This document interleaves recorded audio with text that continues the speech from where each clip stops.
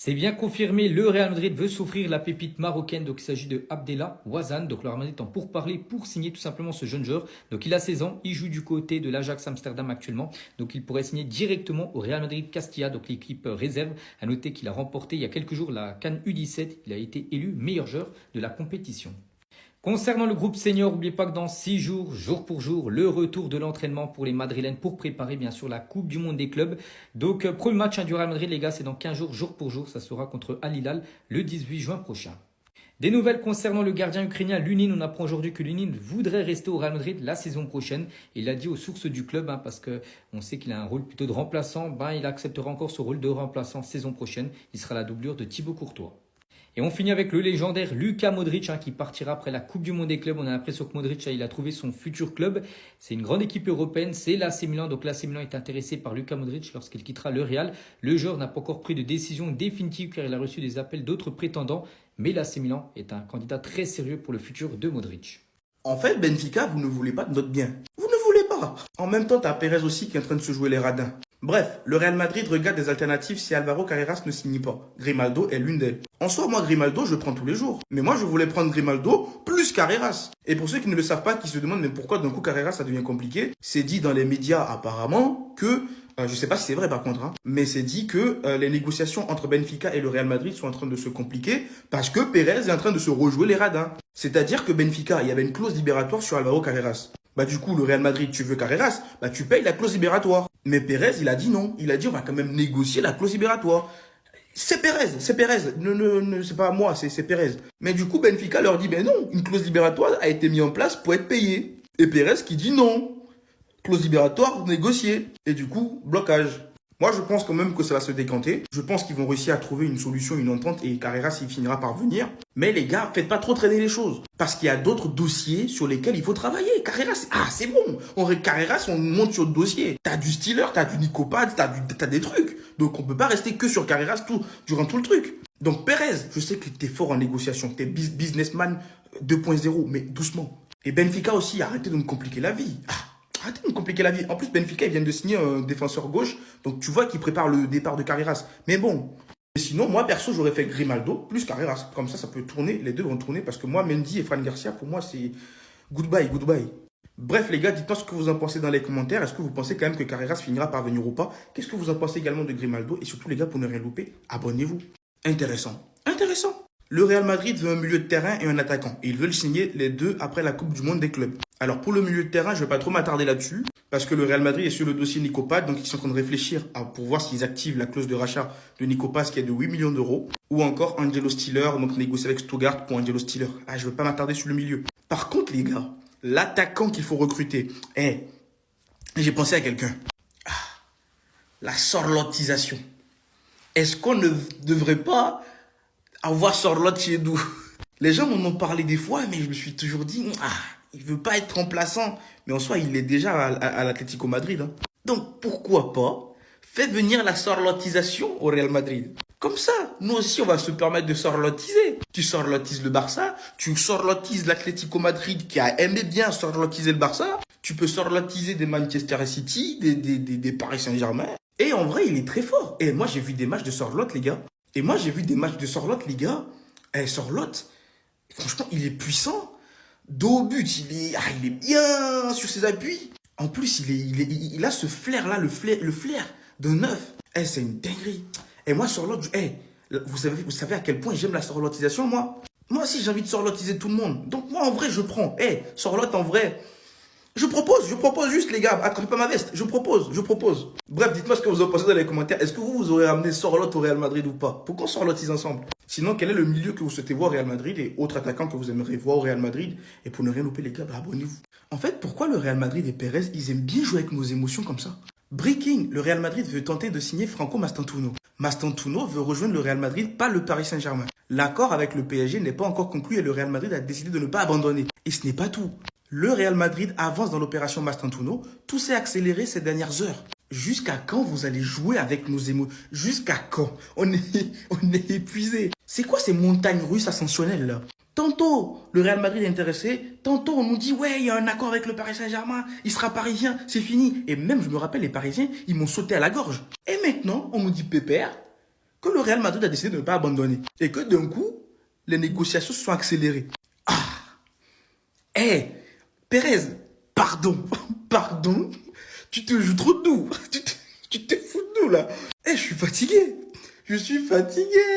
Finalement, on prend le petit ou pas? Faut se décider, on le prend ou pas? Et si on le prend, qu'on le prenne vite et qu'on n'en parle plus?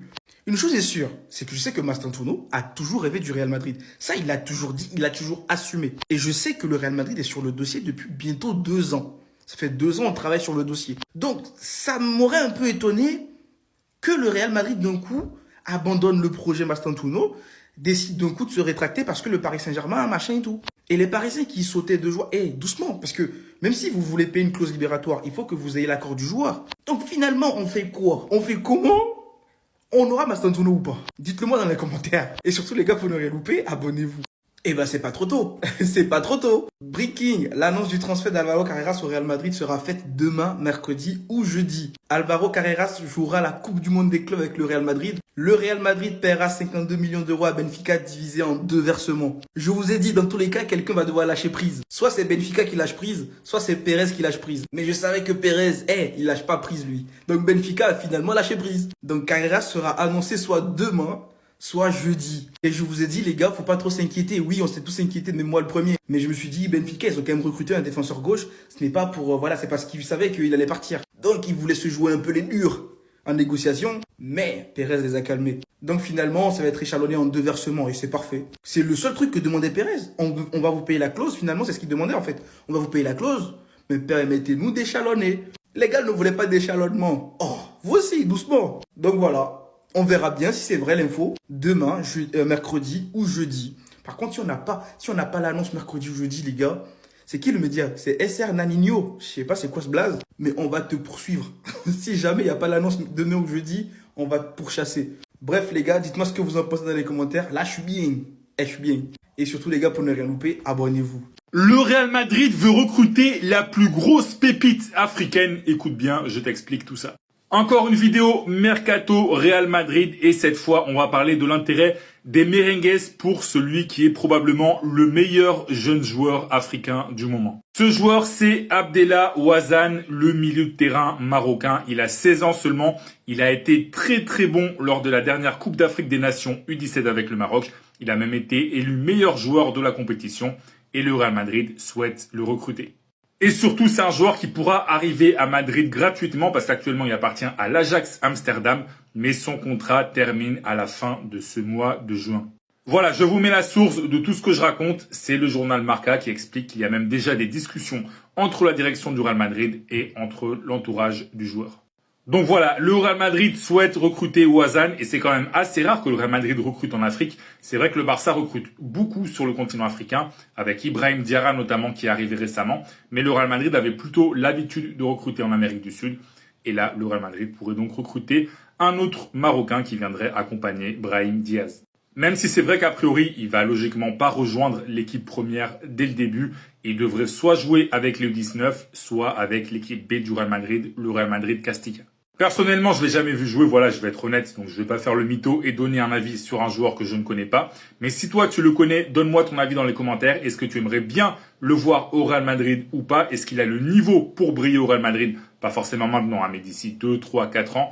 Dis-moi tout dans les commentaires et si tu veux être au courant de toute l'actu du Real Madrid, je t'invite à t'abonner. Le PSG pourrait donner 20 millions d'euros au Real Madrid comme ça, sans rien faire. Écoute bien, je t'explique tout ça. Bon, tu dois te demander, mais qu'est-ce qu'il raconte encore ce fou? Mais t'inquiète pas, c'est plutôt simple à comprendre. Vous savez que quand le Real Madrid vend des joueurs, eh bien le Real Madrid a l'habitude de conserver des pourcentages à la revente. C'est-à-dire que quand le club qui a acheté le joueur au Real Madrid revend ce joueur dans le futur, eh bien le Real Madrid touche généralement un pourcentage.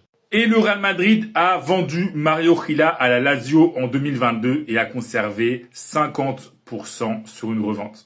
Et ça tombe bien puisque le PSG est intéressé par le défenseur espagnol de la Lazio et pourrait payer 40 millions d'euros pour le recruter. Voilà, je vous mets la source, c'est le journal espagnol AS qui explique que le PSG est très intéressé par Mario Gila et pourrait payer ses 40 millions d'euros. Et vous avez compris, le Real Madrid va toucher 50% de cette vente et donc ça ferait 20 millions d'euros pour le Real Madrid sans absolument rien faire. Donc ce sont 20 millions d'euros qui viennent des comptes du PSG tout droit dans les comptes du Real Madrid. Et franchement, ça va faire plaisir à Florentino Pérez. Et on sait que le Real Madrid, c'est pas un club qui est dans le besoin, c'est pas un club qui a des problèmes financiers. Mais ces 20 millions d'euros quand même, ils vont faire plaisir pour pouvoir recruter, sachant que c'est 20 millions d'euros que tu récupères sans rien vendre. Donc voilà, c'est quand même un joli cadeau du PSG pour le Real Madrid. Et si t'es fan du Real Madrid d'ailleurs, dis-moi quel serait le prochain joueur que tu voudrais recruter pour ton club. Dis-moi tout dans les commentaires, que ce soit quand même un peu réaliste. Voilà, me dis pas Lamine Yamal, me dis pas Pedri. Dis-moi quand même des pistes réalistes. Et comme d'habitude, si tu veux être au courant de toute l'actu des merengues, tu connais la chanson, je t'invite à t'abonner. Luka Modric aurait dit oui à l'AC Milan, on aurait peut-être le droit au bonheur. Ma parole, je suis dans le train à 400%. Déjà parce que c'est un mec qui visiblement est attaché aux couleurs du club depuis longtemps. Je sais que vous allez me dire, ouais, il a 39 ans, nanana. Cet homme est revenu, il avait 38 ans. Il a passé sa 39e année, il nous a ramené un Scudetto. Il a su mettre les buts importants, il a su être là dans le vestiaire. C'est une personnalité qu'on aura besoin. Imaginez juste si on garde Léao, la connexion Modric-Léao, je veux voir ça. Si on donne du temps de jeu à Francesco Camarda, cet homme peut lui lâcher des caviars et enfin on le verra sur le toit du monde. Je veux voir Camarda marcher sur la Serie A, les frères. Sur Insta, je vous ai posté le truc pour ou contre l'arrivée de Modric et en 1 heure, on a déjà eu pas mal de réponses. Et j'ai pu discuter avec tous ceux qui étaient contre. La plupart du temps, ce que vous me ressortez, c'est ouais, on va pas remplacer Tijani Reinders par Modric. Et quitte à choisir entre les deux, on prend Reinders. Mais les gars, ce que vous n'avez pas compris, c'est qu'il n'y a pas le choix. Reinders, je n'y crois pas une seconde. Qu'est-ce qui restera à la maison? Apparemment, ça a l'air compliqué entre City et Milan pour s'accorder sur le prix, donc tant mieux, ça veut dire qu'on arrive à un minimum négocier. Mais il partira, que ça soit au Real, à City ou quelque part, je pense que Tijani, malheureusement, c'est la fin avec nous.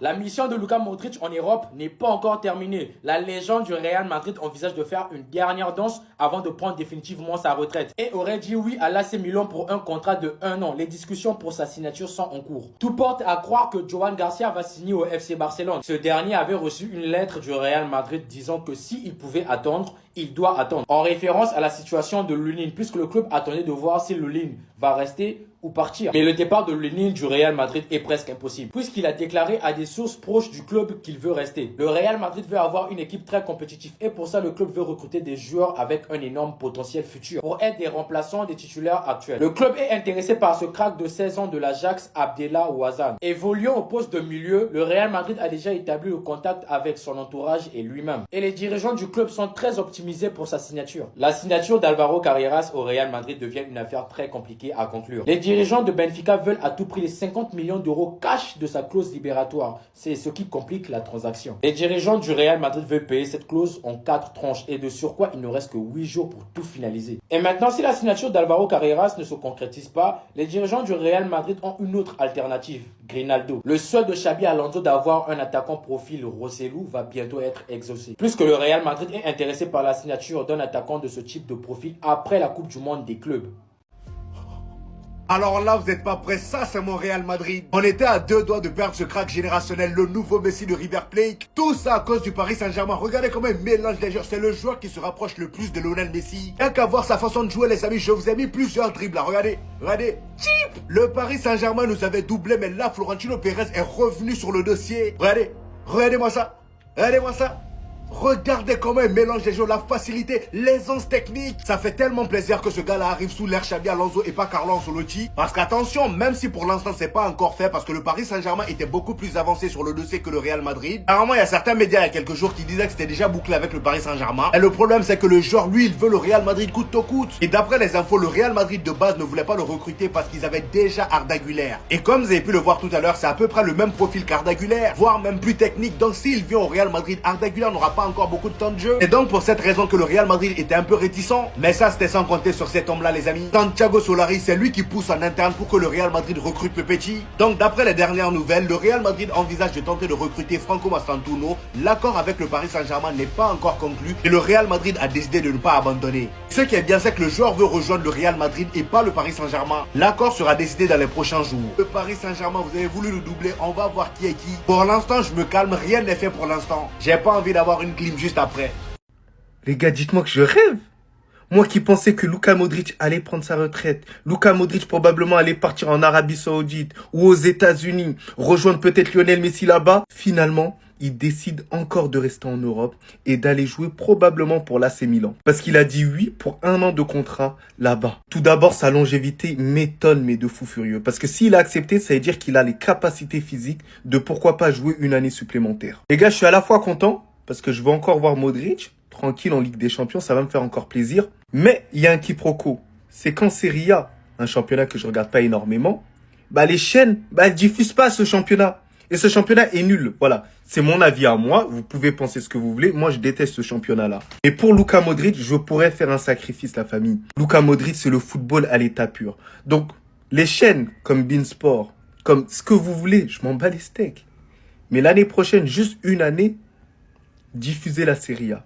Après, on s'en bat les steaks. Vous pouvez ne plus la diffuser, mais rien que pour ce monsieur-là. Voilà, respectez un tout petit peu. Ça à toi. Ou en tout cas, on vient, nous là.